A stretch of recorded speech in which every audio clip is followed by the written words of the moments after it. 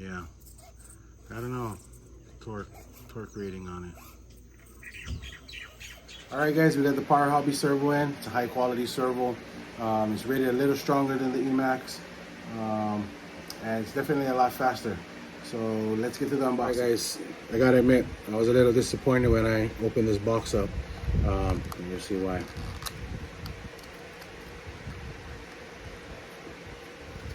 Comes with the basic horns and some mounting screws. Really small little cute little horns there, and the servo itself is a little cutie too. So I kind of wanted it to be bigger. I guess bigger is better, but so this is a stock, not stock, but the Emax, analog Emax, and it is a little bigger, it's a little heavier. When you open this Emax up, there's a lot of empty space in there, and the board's just floating around, and there's a lot of wires in it. So they could probably make this one a lot smaller, but I don't know. So this is a digital. This is the old Emax was the analog. From the outside and the inside, same brush motors in there. The only difference is the board in there, the logic board. The digital one can take a faster pulse rating, so it's a lot quicker on the response and it's a lot more precise. Right, the analog one, it's just a short pulse. So I was gonna do a speed comparison with the Emax, and the last Emax I have that I was running in, the C10 here, died when I was setting it up to do the video. So can't really do a speed comparison on it, but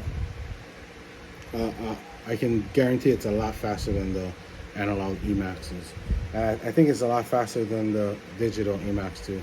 So when the truck is off, it's free-flowing, not like the other ones. It was hard to push.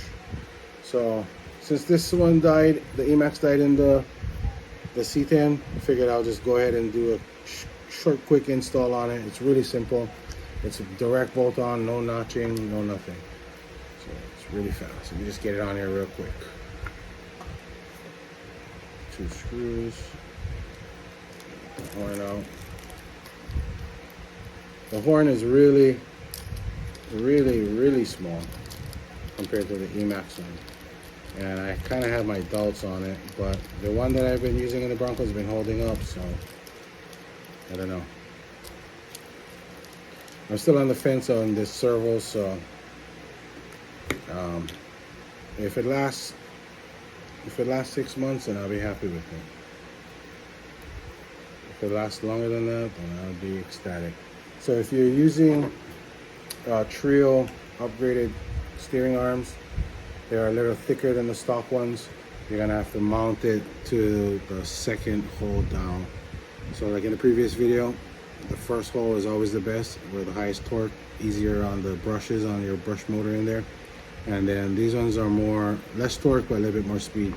So I tried to mount it up into the first hole on this one, but the steering arm is so thick, it was hitting the base of the servo.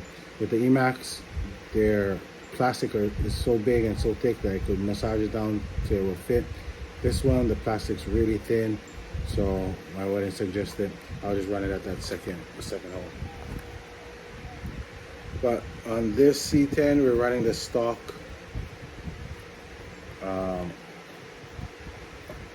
steering rod, so I think I can run it up on that first hole and get the most torque out of it. So all the stock stuff goes directly onto it. Let's get this tightened up real quick.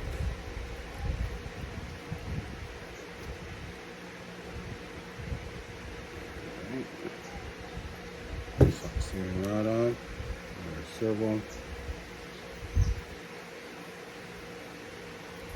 Fits right in there perfectly, because it's almost the same size as the stock servo. Got it started.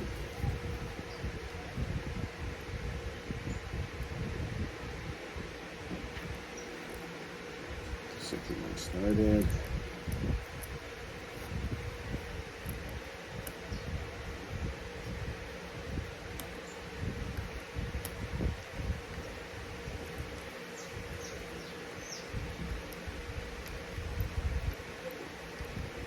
I did stretch the Bronco before I linked it up, so I'm probably gonna do another video on that one. That was a straightforward stretch. Just use the C10 links. See, very good. It's good and tight there. That's it. Brown is always down.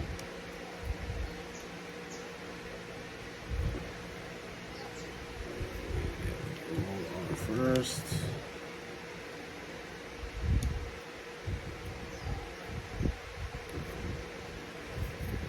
Okay, we're zeroed out. So now that you got that zeroed out, turn your ESC on before you hook up this horn. And I just eyeball it straight there. And get it on. So this servo, I know the Emax, when you mount it up, it's always kind of tilted a little to the passenger side. This one is a little bit more straight up and down. It has a lot more splines on the gear there, so you can adjust it a little more precise.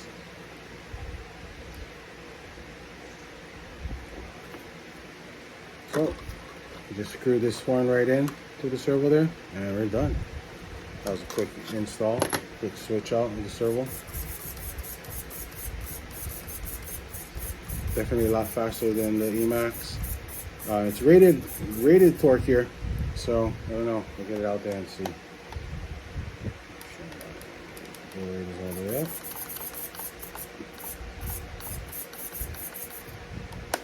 I like it. So I'll get the Bronco out on the rocks and we can test it out. Grass is still a little long. We haven't had too much time to get out here, but yeah, I don't know, torque rating on it.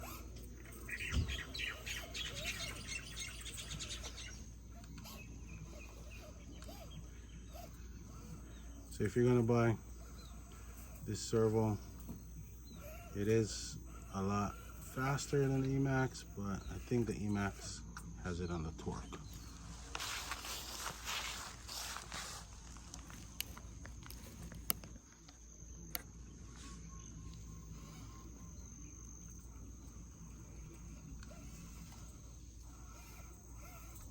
But I mean, it's sufficient.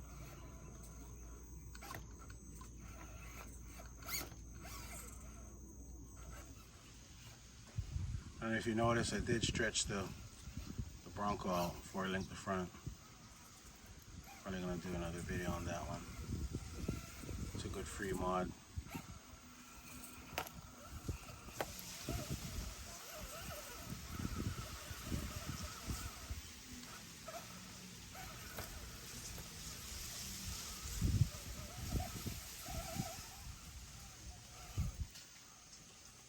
The only thing with stretching it and for linking it, you gotta trim the front a lot.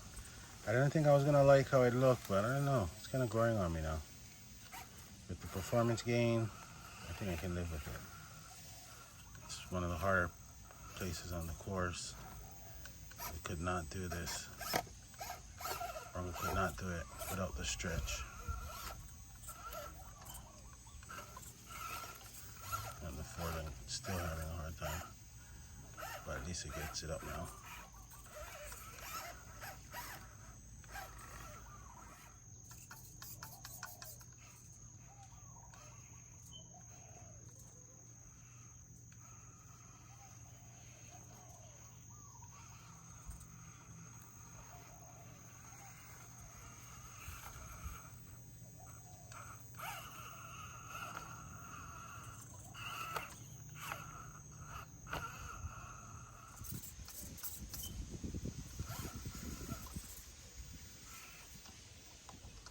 right there, it's bound down. Oh, it got out. It does kind of get bound down a lot. Hardcore, so.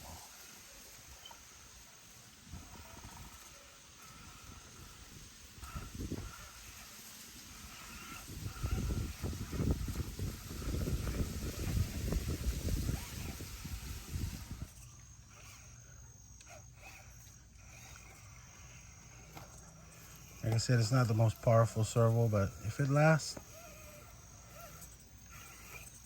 I think I could live with it.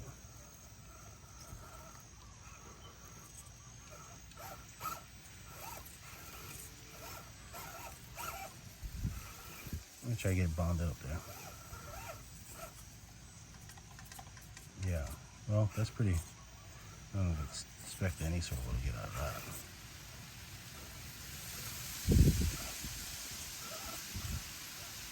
Turn there.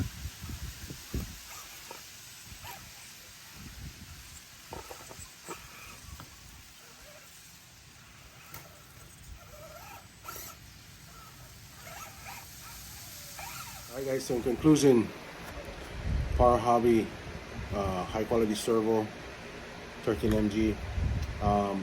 It's not as torquey as the Emax. It's definitely not the torqueyest servo out there. It is cheap.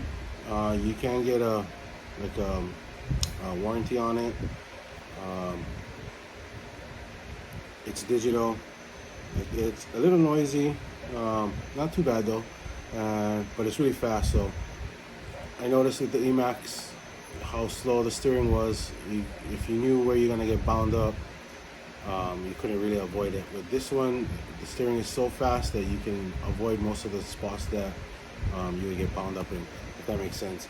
And then when you are bound up, as soon as you let off pressure, it'll turn fast enough. So yeah, I kind of like the speed on it. I just wish it was a little bit more torqueier. I'm gonna keep looking for another cheap, affordable option. But if you have a stock Scx24, definitely this would be a really good upgrade servo for you. It bolts right in, no trimming, no fuss. It's really fast, and I think it's pretty good value for $12.99. I'll keep running it. I'm gonna run it every day, and see how long we can get it to last, and I'll do an update on it, let you guys know how this one worked out.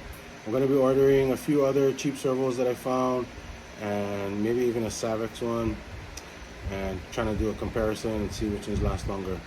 So I still have this underdog build that I kind of took apart, and I'm gonna try to rebuild it. So I'm thinking I'm gonna get one of these servos in here. It's a nice light servo there, and I'm gonna be ordering up some Patagonias for this guy, some new wheels, a PN90 motor, and maybe some brass stiff covers and stuff like that. And then we'll see what we can do with this guy. But yeah, so if you have a stock Scx24, I think this is a really good upgrade. If you're running mudslingers or scramblers, then it's okay. It's okay.